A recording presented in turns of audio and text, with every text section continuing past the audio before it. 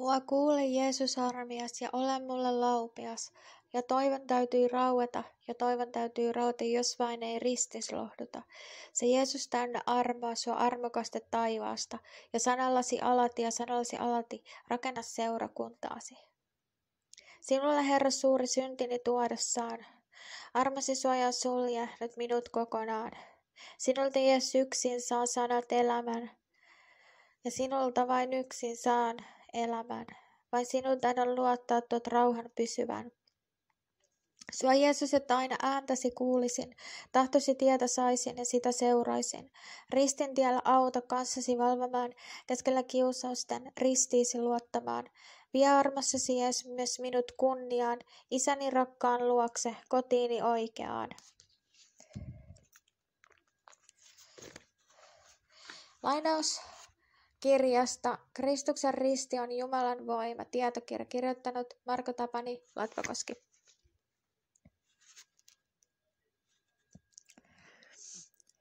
Jumalan henki todistaa meissä ja meidän kanssamme Jeesuksesta. Jumalan henki tahtoo kirkastaa Kristuksen meidän elämässämme. Hän tahtoo johtaa meitä kertomaan viisasti ja Jumalan rakkaudessa ja voimassa Jeesuksesta. Me saamme valtaa Jumalan armossa ja rakkaudessa. Ei Jumala ruoske meitä eteenpäin todistamaan, vaan hän rakkautensa meissä vaikuttaa ja saa meidät rakastamaan Jumalaa ja lähimmäisiämme.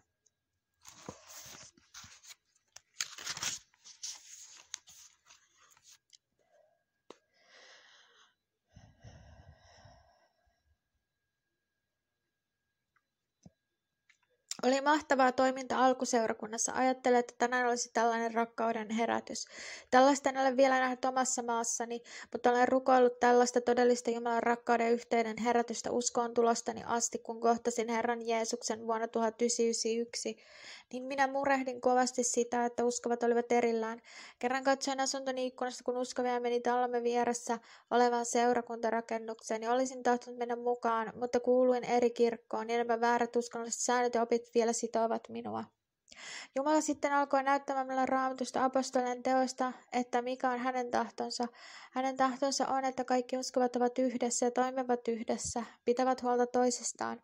Tätä rakkauden ja yhteyden herätystä me tarvitsemme tänään enemmän kuin koskaan tässä kylmässä ja pahassa ja rakkaudettomassa maailmassa. Meidän tulee Jumalan seurakuntana olla valona ja suolana maailmassa. Kristuksen rakkauden tulee saada vaikuttaa meissä yhteiseksi hyväksi. Jumalan rakkaus tulee näkyviin hyvien tekojen kautta. Jumalan henki vie aina aktiiviseen toimintaan. Jumala vaikuttaa seurakunnan keskellä.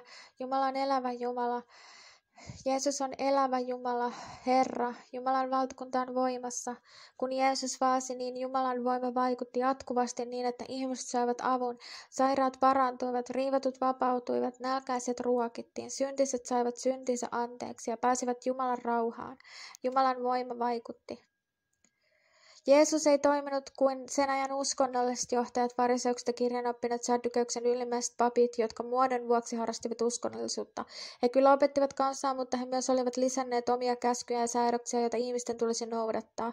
He pitivät rukouksia vain näön vuoksi, että ihmiset näkisivät, kuinka he nyt näyttelevät Jumalan palvelijaa.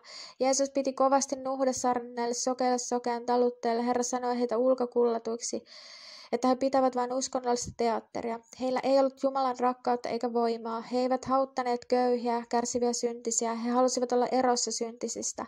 Tätä uskonnollista teatteria on edelleen maailmassa. Uskonnollista muotomenoa ilman Jumalan pyhän voimaa, rakkautta ja Jumalan sanan totuuden noudattamista. Me tarvitsemme tätä hengellistä herätystä tänään. Meidän tulee pysyä rukouksessa anoa Jumalalta, että hän ilmestyy ja vahvistaa edelleen sanansa. Niin kuin Herramme Jeesus teki ensimmäisten opetuslasten kanssa. He lähtivät ja saarnasivat kaikkialla. Herra vaikutti heidän kanssaan ja vahvisti sanasta seuraavan merkkien kautta. He oleskelivat siellä kauan aikaa ja puhuivat rohkeasti luottaen Herraan, joka armonsa sanan todistukseksi antoi tapahtua tunnustakaa ihmeitä heidän kätteensä kautta. Tunnustakaa ihmeiden voimalla pyhän hengen voimalla niin, että minä Jerusalemista ja sen ympäristössä alkaen saakka olen suorittanut Kristuksen evankeliumin julistamisen, kun Jumala yhdessä heidän kanssaan todisti tunnusmerkillä ihmeellä ja monenlaisilla väkevillä teolla ja jakamalla pyhää henkeä tahtonsa mukaan. Ja nyt, Herra, katso heidän uhkauksia ja anna palveleesi kaikella rohkeudella puhua sinun sanasi. Ojenna kätesin, että sairaat parantuvat. Ja ihmettekoja tapahtuu sinun pyhän poikasi Jeesuksen nimen kautta.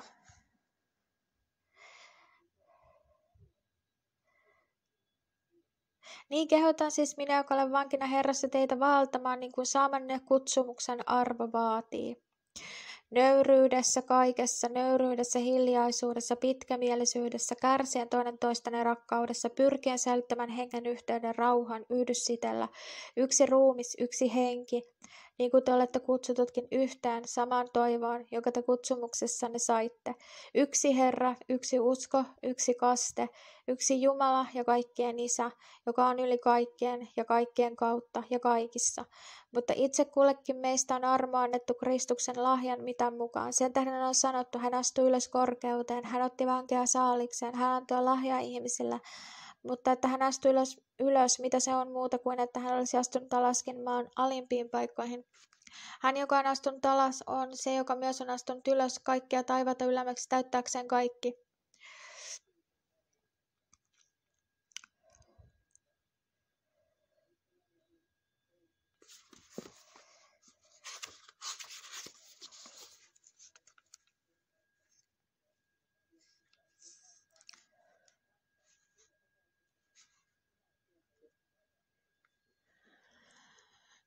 Ja miten erotamme oikean väärästä?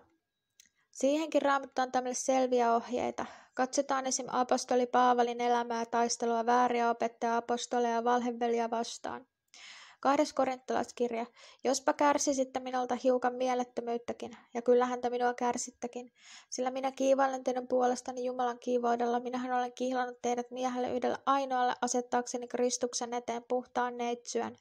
Mutta minä pelkään, että niin kuin käärme kavaluudellaan petti Eevan, niin teidän mielenne ehkä turmeltuu pois vilpittömyydestä ja puhtaudesta, joka teissä on Kristusta kohtaan. Sillä jos joku tulee ja saarnaa jotakin toista Jeesusta kuin sitä, jota me olemme saarnanneet, tai jos te saatte toisen hengen kuin minkä olette saaneet, tai toisen evankeliumin kuin minkä olette vastaanottaneet, niin sen te hyvin kärsitte. Mutta minä en katso itseäni missään suhteessa noita isoisia apostoleja huonommaksi. Jos olenkin oppimaton puheessa, en kuitenkaan tiedossa. Olemmehan tuoneet kaikin tavoin ilmi kaikissa asioissa.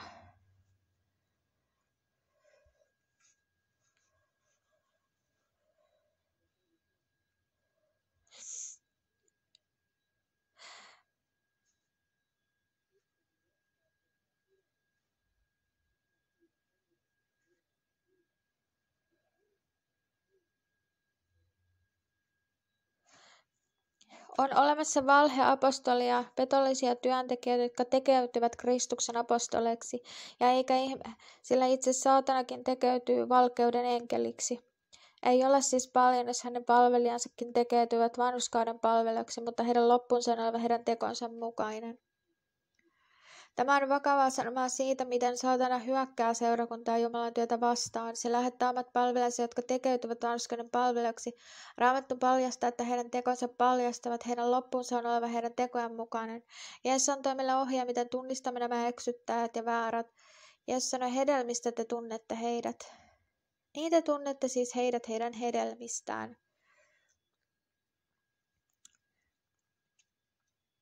Jumala on luvannut pitää huolen omistaan, kun me etsimme ensin hänen valtakuntaansa. Isä Jumala tietää kaikki tarpeemme. Hän myös täyttää tarpeemme, kun palvelemme häntä puhtaalla ja vilpittömällä sydämellä, pyhässä hengessä ja Jumalan sanan totuudessa.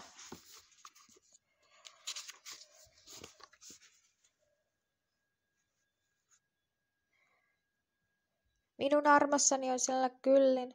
Minun voimani tulee täydelliseksi heikkoudessa. Sen tähden olen mielistynyt heikkouteen, pahoinpitelyn, hätään, vainoihin, ahdistuksiin, Kristuksen tähden, koska kun olen heikko, silloin minä olen väkevä.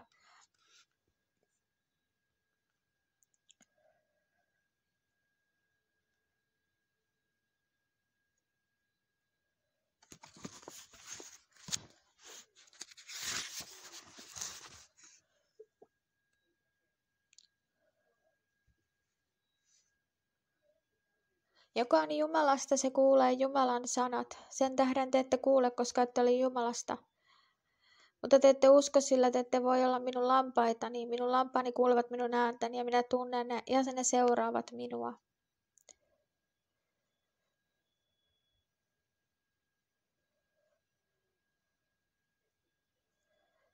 Me emme saa korottaa itsemme toistemme yli Herrana hallita niin kuin Herramme Jeesus meitä varoitti. Hän opetti opetuslapsiaan, että miten meidän tulee palvella ja millainen on Jumalan valtakunta ja Jumalan valtakunnan henki. Sen tähden, joka nöyrtyy, Jeesus sanoi tämän lapsen kaltaiseksi, se on suurin taivasten valtakunnassa. Vaan joka teistä on suurin, se olkoon teidän palvelijanne.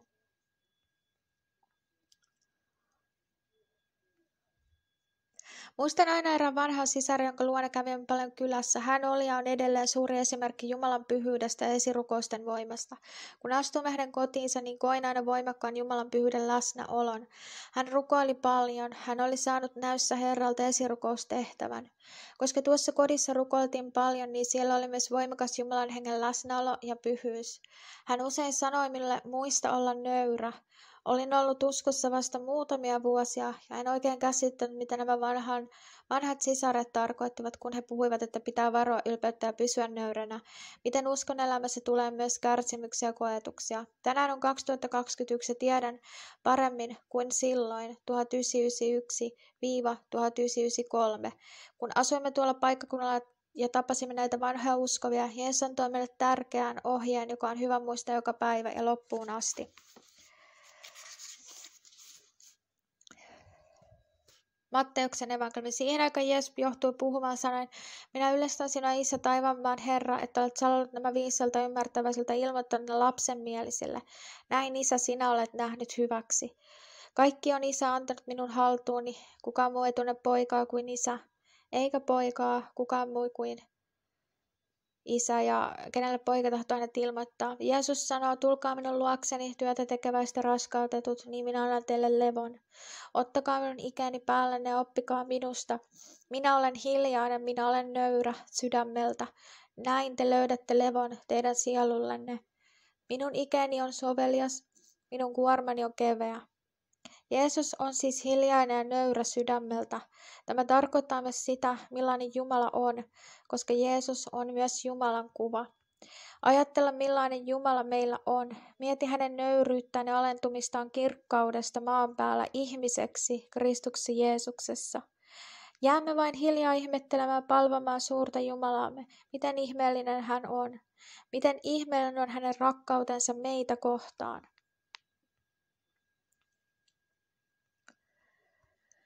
Jumalan valtakunnan arvot vastaan maailman henki. Jumalan valtakunnassa vallitsee aivan eri arvot kuin tässä maailmassa. Jumalan valtakunnassa hallitsee Jumalan totuus, rauha, vanhurskaus, kirkkaus, rauha, järjestys, pyhyys, nöyryys. Jumalan ja lähimmäisten rakastaminen, vapaaehtoinen palvelu, itsensä kieltäminen toisten hyväksi, köyhien ja heikkojen auttaminen. Tässä maailmassa vallitsee lihanhimo, silmänpyyntö, elämän ylpeys. Tässä maailmassa vallitsee ylpeys, heikkojen sortaminen, ihmissuosion hakeminen. Halutaan olla kuuluisia ja hyväksyttyjä. Vain tässä maailmassa ylen katsotaan köyhiä ja heikkoja, ylpeillään omasta voimasta, viisaudesta, vaikka sitä ei suoraan sanota julki, mutta käytössä teot puhuvat, mitä sydämessä on. Synnin hyväksyminen, valheen voima ja niin edelleen. Maailmassa on toinen henki. Meillä on Jumalan henki, joka on totuuden henki, ja hän johtaa meidät kaikkeen totuuteen. Tämä tällainen maailman pimeys ei ole Isästä Jumalasta, vaan se on saatanasta, maailman ruhtinaan, maailman hengen vaikutusta. Mutta me emme ole saaneet maailman henkeä